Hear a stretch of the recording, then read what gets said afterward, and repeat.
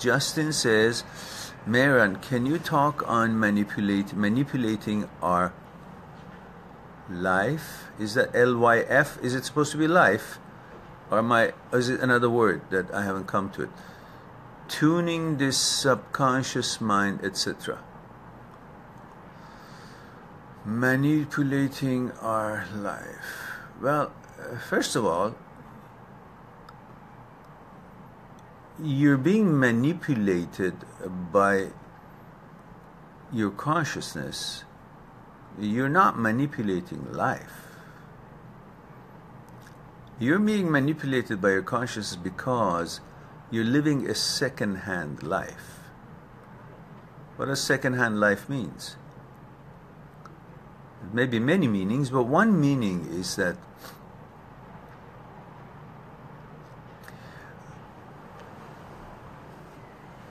unfortunately, almost everything that we experience and see, to a limit, not everything, but many things, as soon as you see it, you perceive it.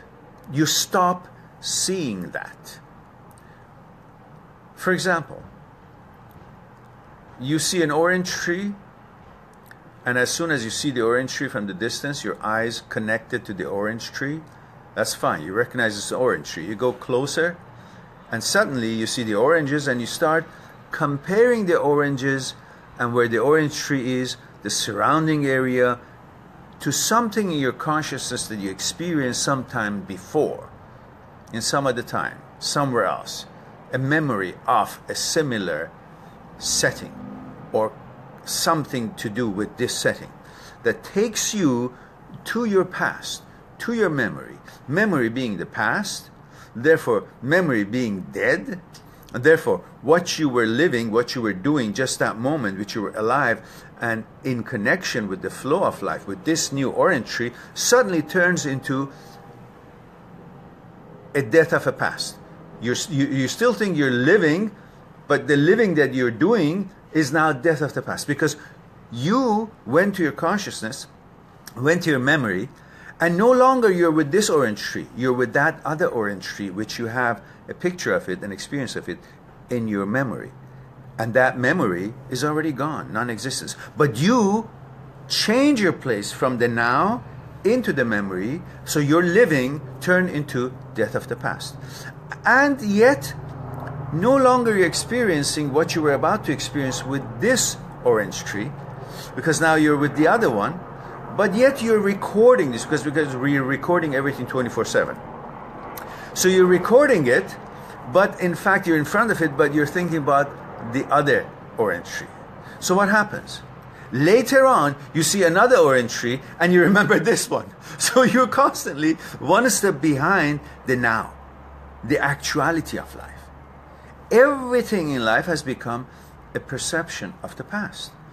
And as soon as you experience something, you experience it, you perceive it according to the memory of something similar that you have in your mind. So that very actual life, the present moment, turns into the past, a dead memory, something that you're not really one with life anymore. And then later on, you become one with this while something else is in front of you, and you perceive it by remembering this one. That is how your consciousness is really manipulating you by not allowing you to be one with the flow of life, with the actuality of life. So what I'm suggesting to you is that try to come out of the consciousness.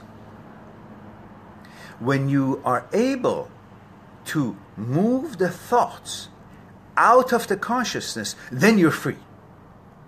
Then you're living. Then you're living with the life as it is in its actuality in the now. And that is just like what we talked before, that life is a river, and this river comes from the mountain on the left side, and is flowing in front of you partly, and then it passes.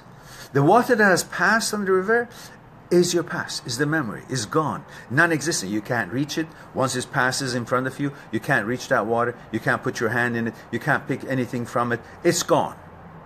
And the water that hasn't arrived, and it's on its way from the mountain, left side, towards you, you can't reach it, you can't stick your finger on it, you don't know what's in it, and it's not here. It hasn't happened yet. So again, it's an illusion.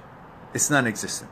The only water, the only part of life that you can be in contact with, and you can create reality and actuality with it, and has to do with you, you can experience it, you can interact with it, you can feel it, you can touch it, is the water that is passing by you in front of your feet.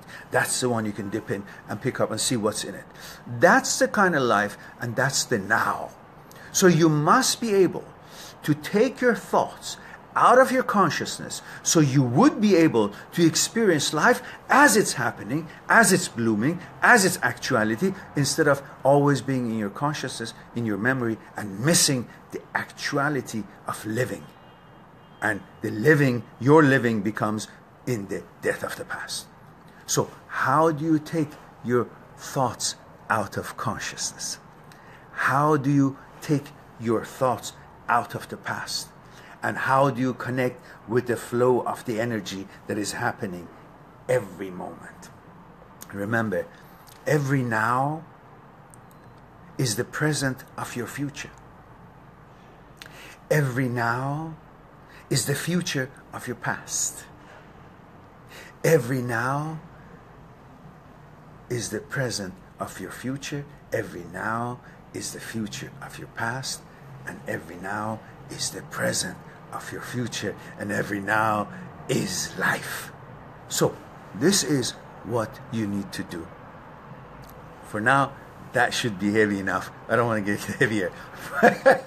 You can, if you get the book that I talked about, Me, My Psyche and I, there is a part in there that says how to stop time. Talks about thought and time and stop time. It's interesting discussions that I'm sure you will enjoy. Justin, I hope that was something for you to enjoy and think about.